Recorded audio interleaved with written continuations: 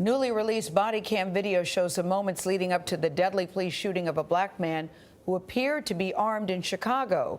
37-year-old Harith Augustus apparently reached for a weapon before an officer opened fire and killed him. Several demonstrators were arrested after violent confrontations with police near the shooting scene on Saturday night. Dean Reynolds filed the report from outside Chicago Police Headquarters. Good morning. Police say they stopped 37-year-old Harith Augustus when they noticed a holster and a gun protruding from his T-shirt. And they say they released the body cam video as quickly as they did to dispel misinformation that was stoking tensions in the city.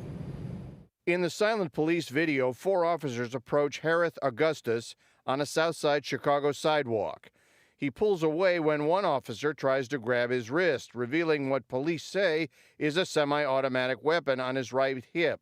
An officer opened fire when he appeared to reach for a gun. The decision to use lethal force is made in a split second and is based on the safety of the officer and also that surrounding community. People who knew Augustus say he worked as a barber and had a 5-year-old daughter. People here are angry because this was a member of the community. He wasn't a bad person. Demonstrators converged near the shooting site Saturday, throwing bottles and trash, jumping on a squad car, and clashing with officers who responded with batons. There were 4 arrests and some officers were hurt. How many shots? 16 shots! Yesterday, dozens gathered again for a march.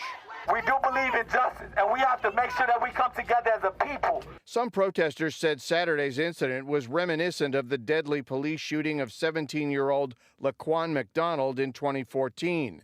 McDonald was shot 16 times as he walked away from police and was armed only with a pocket knife. Police video of that incident wasn't made public for more than a year. Police say video of Saturday's shooting shows a key difference. This was not an unarmed individual. The individual was armed. Now, why he chose to do what he did, I don't know. Police recovered a gun and ammunition from the scene of the shooting. They say that the suspect did not have a permit to carry a concealed weapon. And as for the officer involved in the shooting, he's been on the police force for less than 2 years, and he's now been assigned to desk duty for the next 30 days, pending an investigation. Gail?